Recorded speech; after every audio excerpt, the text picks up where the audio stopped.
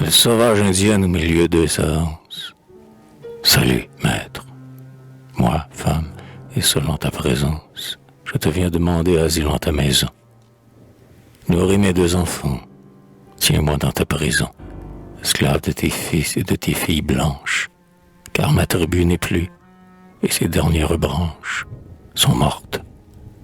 Les Hurons, cette nuit, ont scalpé mes frères. Mon mari ne s'est point échappé. Nos hameaux sont brûlés comme aussi la prairie. J'ai sauvé mes 2 fils à travers la tuerie. Je n'ai plus de hamac. Je n'ai plus de maïs. Je n'ai plus de parents. Je n'ai plus de pays. Elles y sont pleurées sur le seuil se pose, sans que sa ferme voix ajoute aucune chose. Le maître, d'un regard intelligent, humain, interroge sa femme en lui serrant la main. Ma sœur, dit-il ensuite, entre dans ma famille. Tes pères ne sont plus que leur dernière fille. Sois sous mon toit solide accueilli. Et chez moi, tes enfants grandiront innocents comme toi. Ils apprendront de nous, travailleurs, que la terre est sacrée et confère un droit héréditaire à celui qui la sert de son bras endurci. Caïn, le laboureur, a sa revanche ici. Et le chasseur Abel va, dans ses forêts vides, voir errer et mourir ses familles livides, comme des loups perdus qui se mordent entre eux, aveuglés par la rage, affamés, malheureux, sauvages animaux sans but, sans loi, sans âme, pour avoir dédaigné le travail et la femme. Âme à la peau rouge, enfant, qu'avez-vous fait? Dans l'air d'une maison, votre cœur étouffait. Vous haïssiez la paix, l'ordre et les lois civiles, et la sainte union des peuples dans les villes. Et vous voilà cernés dans l'anneau grandissant.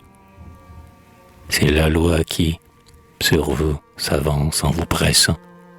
La loi du rap est lourde, impossible et robuste, mais son cercle est divin, car au centre est le juste.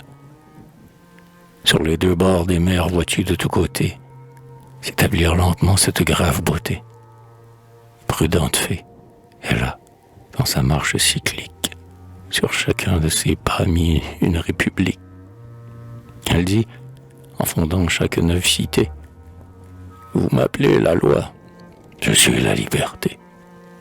Sur le haut des grands monts, sur toutes les collines, de la Louisiane aux douceurs Carolines, l'œil de l'Européen qui l'aime et la connaît, c'est voir planer de loin sa pique et son bonnet.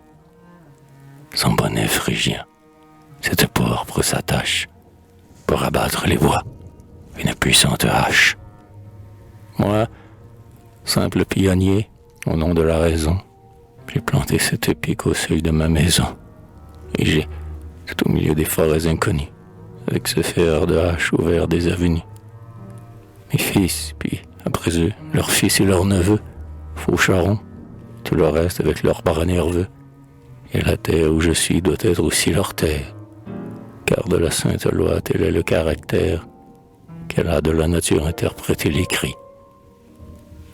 Tourne sur tes enfants tes grands yeux attendris, ma sœur, et sur ton sein, cherche bien si la vie y coule pour toi seul.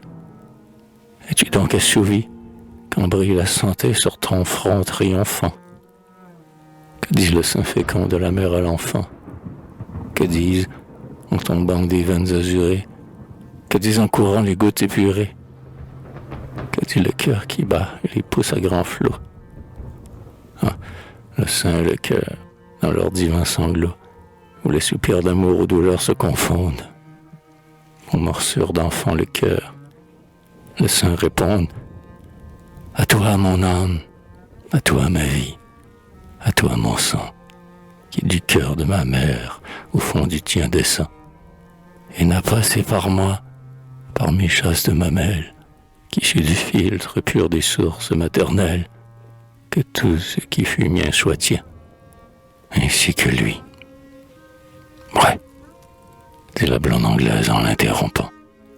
Ouais, répéta l'Indien en offrant le breuvage, de son sein nu et brun à son enfant sauvage. tandis que l'autre fils lui tendait les deux bras.